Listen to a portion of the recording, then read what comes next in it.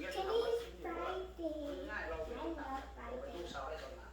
ก็เพิ่ง I ทำ don't ไป mind my ใช้มาก Timberland. ก็กินอยู่ใช้ ทีมงานบอก ใช้ ว่า ธรรมดา พี่คนนี้แบบเสียงดีมากคุยได้กันสบายมากเอางี้คือบทเพลงของพี่ไมค์เนี่ยทำให้เขาได้ฉายากลายเป็นขวัญใจ Today I'm going to school จริง and ๆแล้วทาง I'm gonna learn math, reading, science, and social ทางผู้หลัก studies ผู้ใหญ่ today. พิติบอกว่าจริงๆแล้วเพลงที่เราร้องส่วนใหญ่เนี่ยมันเพลงให้กำลังใจผู้ที่ใช้แรงงานครับ Once I come เล home, ยบอกว่าที่แบบเพลงแต่ละเพลงออกมาทุกอัลบั้มเรามีพูดถึงเรื่องของให้กำลังใจผู้ใช้แรงงานตลอดก็เลยเป็นที่มาใจผู้ใช้แรง เป็น งาน ฉายาเลย แล้วเป็นความภาคภูมิใจมาก when I get นะ stuck, แต่ว่าเราการชีวิตที่ผ่านมา